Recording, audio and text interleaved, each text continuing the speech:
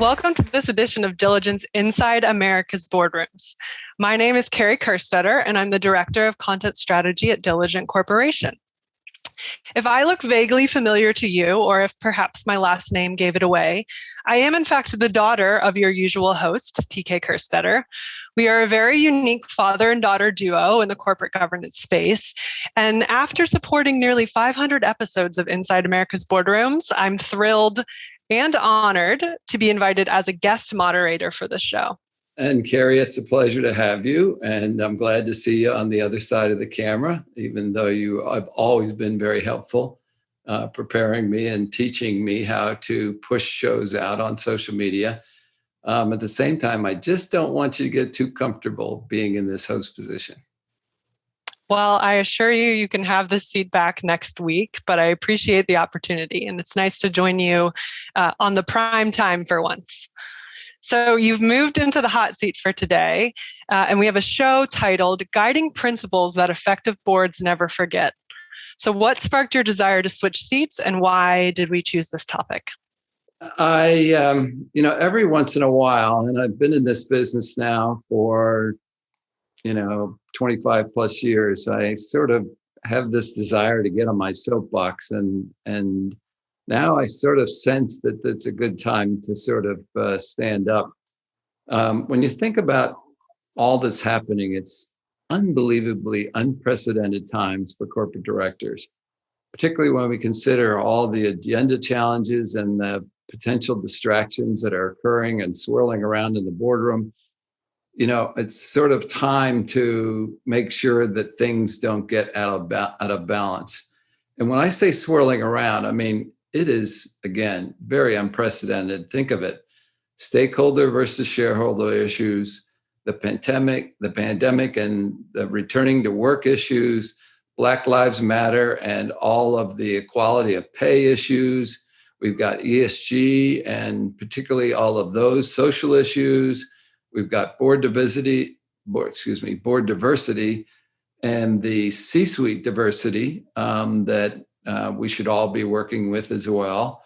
And that's not counting the issues that maybe don't seem to be on the top burner today, but should be, like cyber risk and companies dealing with the digital transformation, because digital transformation is still a very big issue for companies that want to compete.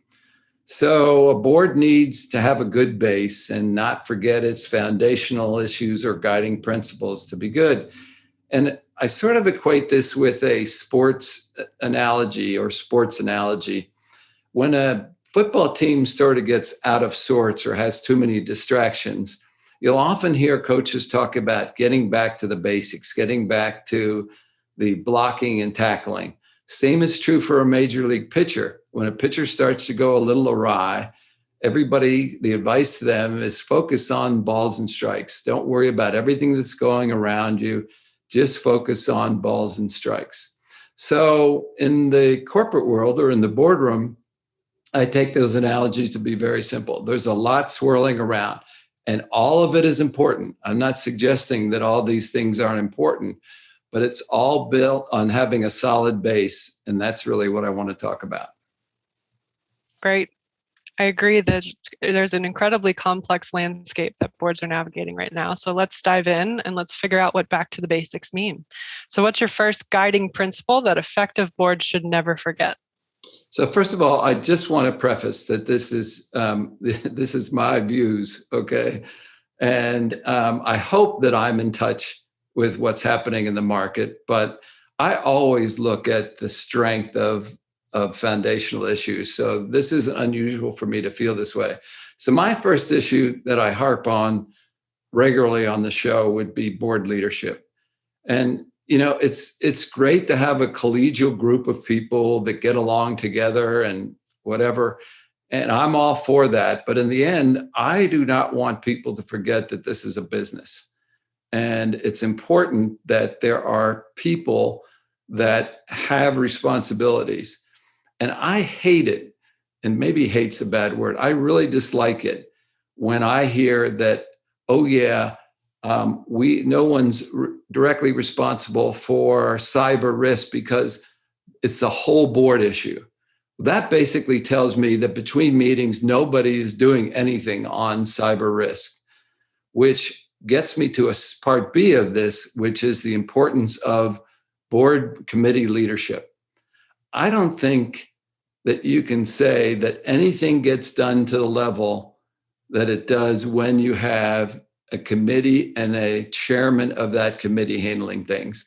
If you look at the work that happens in the audit committee, with the audit committee chair and the comp committee and the nom-gov committee, and the work that they do and the responsibility they take in between board meetings, to me, it emphasizes the need to make sure that either issues are put into those committees, or what we're seeing today is there's much more leadership in the sense of forming new committees that are important to a business's success.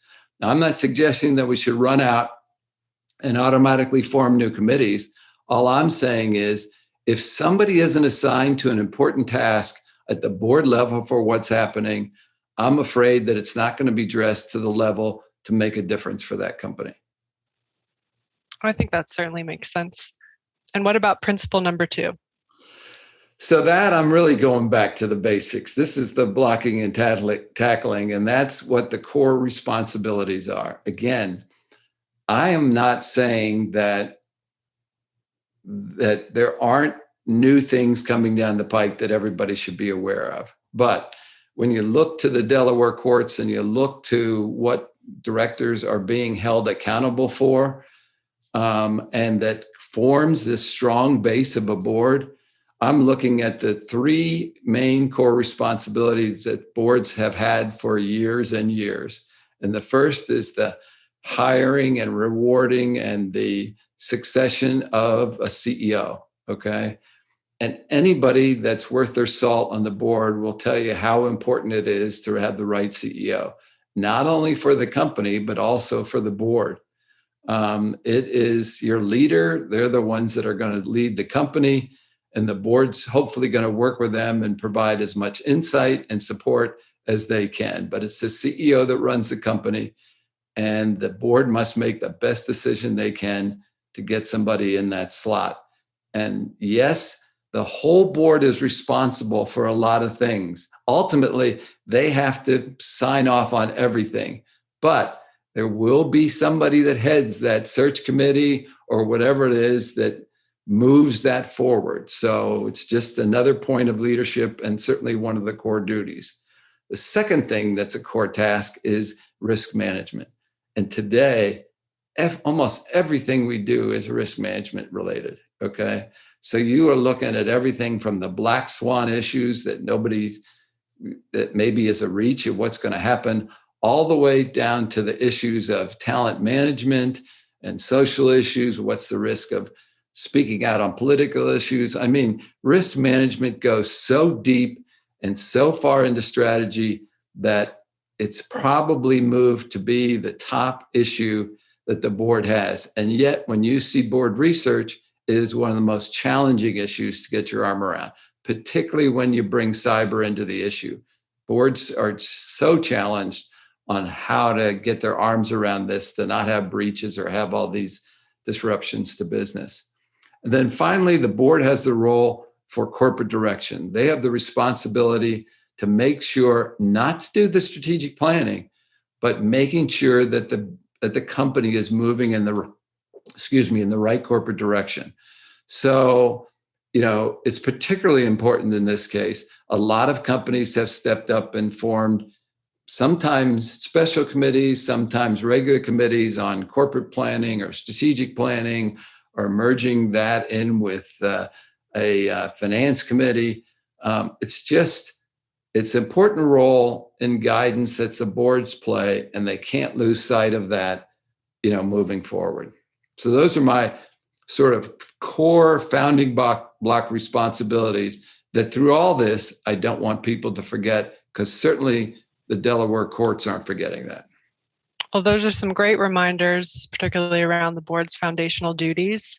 We have about 1 minute left. What would you like to close this episode with? Well, I'm often asked what makes a great board. And everybody says if you get financial performance, and I often say, can you have financial performance without, being inclusive, or if you have poor compliance, but you still perform well, so I say that the difference between a good board who wants all those characteristics and a great board is that a great board is never satisfied with where they're at. They're always looking at every facet of their business and every facet of them individually on how they can improve, whether that goes to board evaluations or looking at how they perform or communicate with the CEO and the senior management team. There is always something to evaluate to make sure that you are a better board. And boards that aren't satisfied and do this continually, I think move into the great category and the difference between good and great. Well, that's great. All constructive thoughts today. I'm sure the audience will get some value out of your reminders. Any other final notes before signing off? Well, it's so much fun to occasionally be on this side of the camera. So, I should say the host seat. So I will still pick and choose my times wisely, but I want to thank you again for giving me the opportunity to be able to move to the guest seat. Well, TK, you're very welcome. I'm happy to fill this role anytime you need. And of course, you know where to find me these days. So I think that concludes our episode of Diligence Inside America's Boardrooms. We'll be back next week when we take a look at another critical topic that will help you be a better board member or committee member. We'll see you then.